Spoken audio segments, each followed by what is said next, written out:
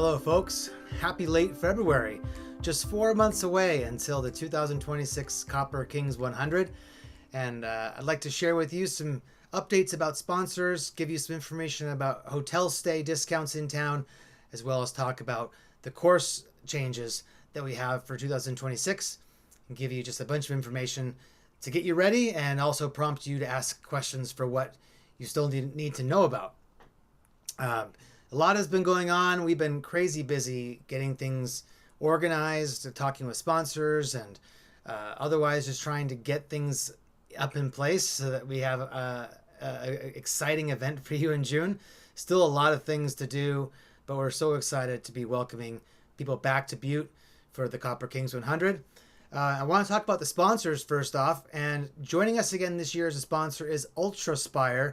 If you're an ultra runner, and of course, if you're involved in this, you certainly are, I hope you're very, very aware of UltrAspire. They're one of the best brands on the market, bringing headlamps, waist lamps, and vests, packs. Their gear is just the best. I've been running in UltrAspire packs myself for several years, and it's just some of the greatest packs out there. So well made, and they come in a variety of sizes. UltrAspire sponsored us last year in our inaugural year, and so we're really excited to have them back again this year.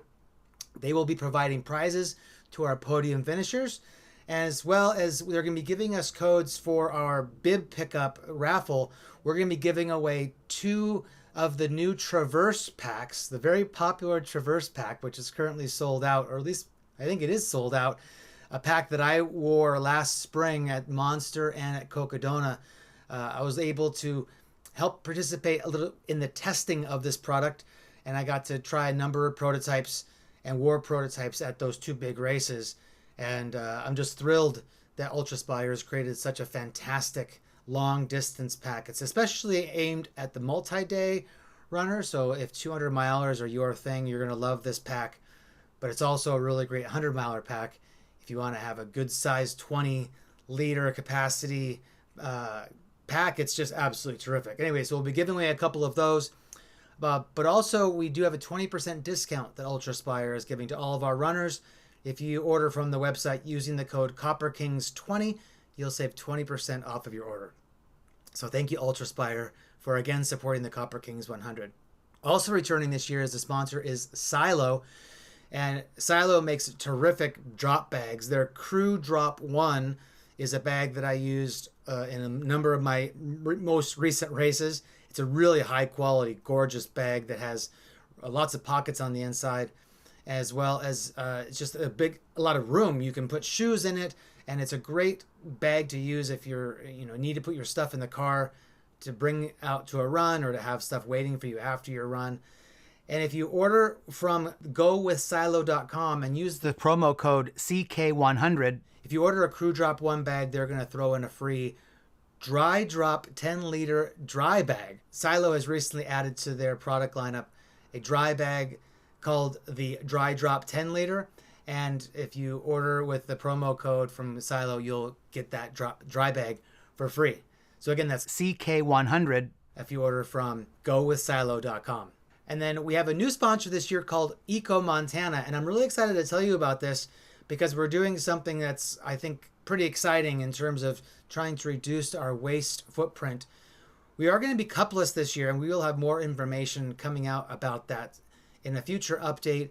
But for the products we do have at the aid stations, things for hot food and plates and bowls and utensils, we're partnering with Eco Montana for us to have completely compostable silverware, not the right word, but all of these to-go containers and utensils will be compostable and will actually then be composted after the event. So we're going to be keeping everything from our garbage separate from the compost at the aid stations, and then all the compostable stuff will be sent to industrial composters, so all the stuff will be recycled and continue on and stay out of the landfills.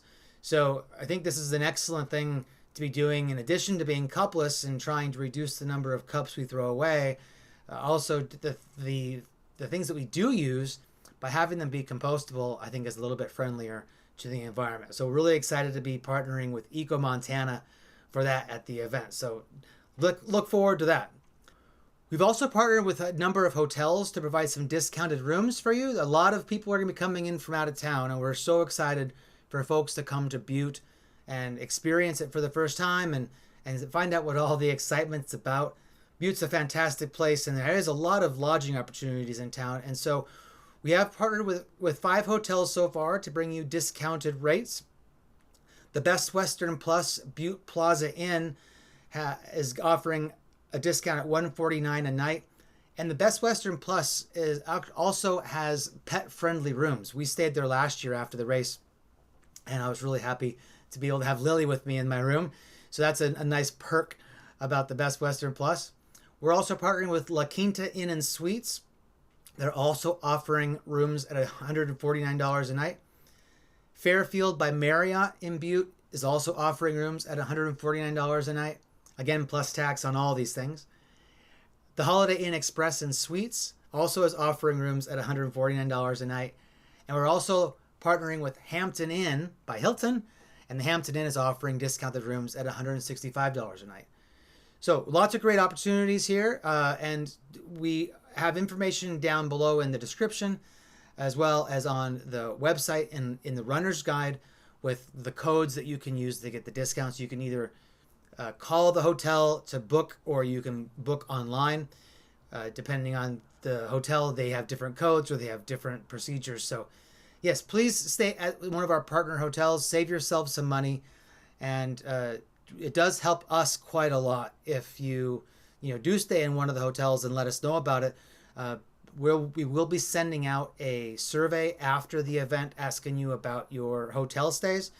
It's really important for us because of the partnerships that we're doing with local tourism boards for some of the grant money that we are applying for, to have you guys sort of staying in these hotels, but also that we can prove that you did. So something to keep in mind. Thanks a lot to all these hotels for partnering with us. We're really excited to be offering discounted rates to all of our runners. Okay, so I've said it's about 4 months until race day. I hope your training is going okay. And if your training is going okay, or if your training's not going okay, it might be useful to be using a coach. And as a reminder, we have partnered with Treeline Endurance from Bozeman as our official coaching partner of the Copper Kings 100. And they're offering all Copper Kings 100 runners a free coaching plan through Training Peaks. The 20-week plan started earlier this month at the beginning of February, but there is still time to get started. So if you go to the Copper Kings 100 website, there is a special page that's dedicated to our coaching partner, Treeline Endurance, or you can go to the link in the description below. In addition to the free training plan, if you do want one-on-one coaching, Treeline Endurance is offering our runners a discount on individual coaching packages. So you can email Treeline Endurance and that email address is on the web page. So go to copperkings100.com and click on the link to visit the information about our coaching partner, Treeline Endurance. All right, I want to talk to you about some course changes this year. For the most part, the course is largely the same. We have a couple aid stations that have moved, and the second to last section sees a change, as well as I guess the last section too. So let's go through the course section by section. I'll tell you what's new and what's the same. Okay, so first off, we're going to be starting again from the Belmont Mine, the same location as last year.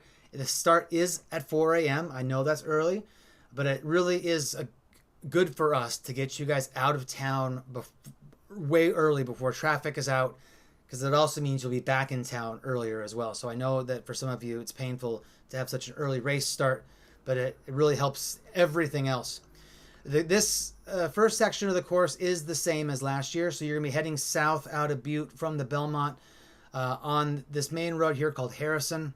That takes you out eventually past Walmart, and it becomes a road called Basin Creek Road. And Basin Creek takes you all the way out to the first aid station. So this is the exact same course as last year. No changes there. After Basin Creek Park is when you get onto a double track dirt trail ATV track. You're going to stay on that for about 6 or 7 miles, and then you're going to turn right onto the Continental Divide Trail. We will have that turn marked very well like we did last year. And then you're going to stay on the CDT for quite a while after that. You're going to get the CDT is going to take you to the Highland aid station at mile 25. That's the same location where it was last year. And then you'll leave Highland and head up into the hills just below the Highland Mountains at the southern end of the course. You're going to have a beautiful view of Red Mountain down there. You're going to go past this place called Lime Kiln Hill. While you're down here, you will have little peekaboo views of Butte to the north. And this section will be the same as last year. But the difference is we're going to have, the first difference is the Pipestone aid station is going to be in a slightly different location as to where it was last year. Last year, the aid station was in this little parking lot just off the highway. This year, we're going to have the aid station in this old parking lot there where the trailhead used to be many years ago. So we're going to be moving the aid station here. And again, the Pipestone aid station is a no crew aid station. So no crew will be allowed here, just like last year. But in a slightly different location. So for you who ran last year, this will be a slight change. You will then leave Pipestone on the same trail. This is continuing the CDT. You'll cross over Highway 2 here.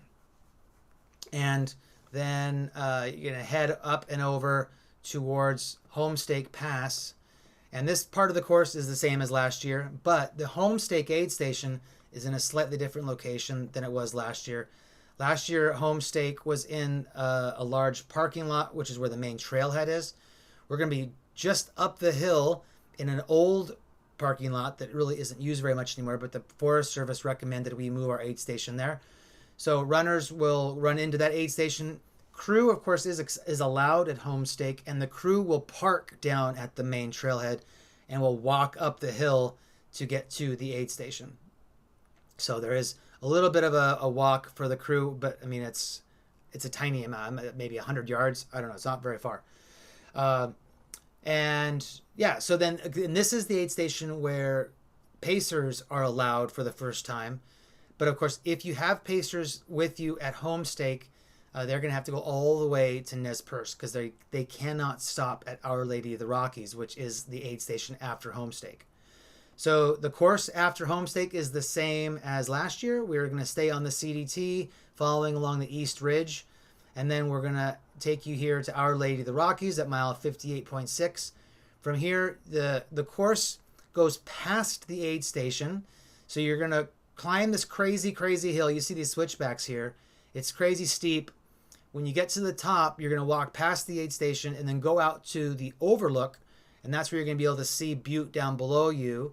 And then from there, you can then return to the aid station. So this is the course. You don't get to stop at the aid station until you've gone to the overlook. So that's just a key thing that will be very clear when you get up there. When you are up here, it's pretty neat. You can see down below. You'll be able to see the location of the start, and you can see the Berkeley Pit, which is a giant open pit mine next to our start. Anyway, the views from Our Lady are just spectacular. After you leave Our Lady, the course is the same as last year, and this is the longest section of the course, a 17.7 mile section. But there is water that you can be filtering from here, so we strongly recommend that you carry with you a filter. I really like the Katadyn, I don't know how to say that, bee-free 1 liter filter. I use that and I squeeze that into my chest bottles. There is a few different places where you get really good access to water before you start the big climb up to the highest point on the course, which is at 8,400 feet. And then you start the descent to the Nez Perce aid station at mile 76.3. So the course is all the same from there until now, except for those couple of aid station location changes. From Nez Perce to Conda, it's a very easy 4.5 miles, all on the road. That is also the same as last year. And then the biggest change comes after Conda. So when you leave Conda, it was the first 4.5 or so miles after you leave Conda are the same as last year. You're gonna start off on the CDT, and then you're going to turn left, leaving the Continental Divide Trail, and you're going to follow this double track ATV track, finally up and over Reservoir Flats here, and then eventually we take a left, I think right about here, onto a all new course as from last year, still within the cross-country ski area, but we take you down to the southwest part of the cross-country ski area. This map calls it Big Flats. There's a couple other names for this area over here, but it's just absolutely beautiful, and it's got some nice views of mountains to the west and to the south. You can also, there's also a really cool overlook that allows you to see Butte, and then you will make your way to the aid station at Moulton. The last about 7/10 of a mile contains a section of trail that's pretty new. The Forest Service cut a new trail through the forest in this section here, and so the trail itself it's all on grass, so it's not really necessarily cut into the ground yet, but they have cut the trees down, so we have a pathway. So it's going to be fairly primitive, but it's not very long, and then you get back onto the road.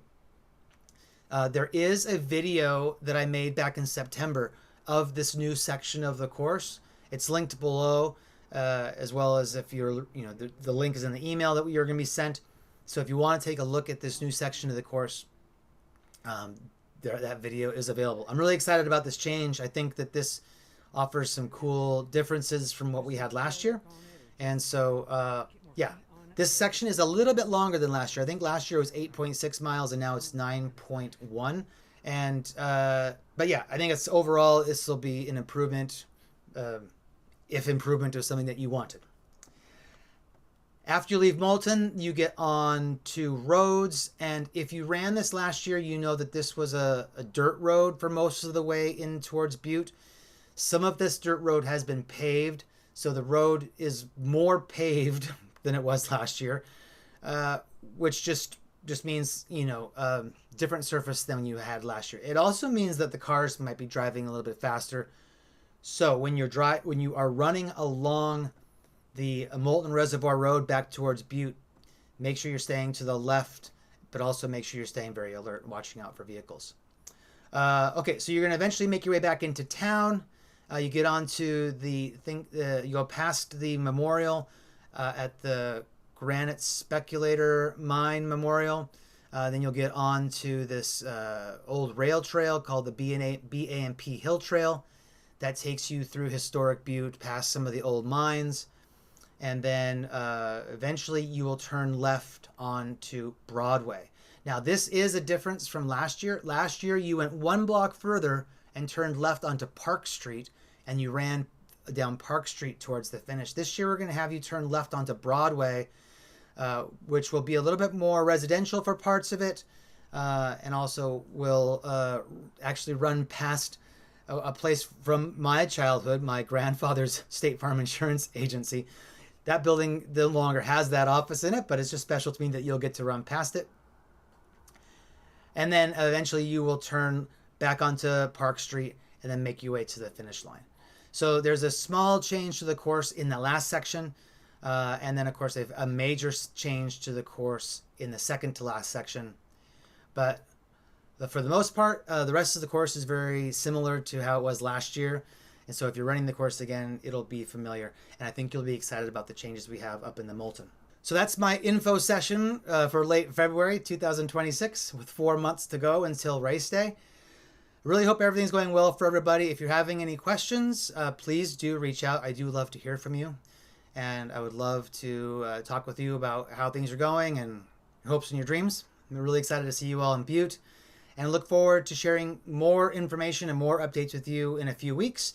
We will try to have one of these videos out at least every month, probably more often than that, as we just share with you sponsor updates as well as more information answering your questions so that you're ready to go.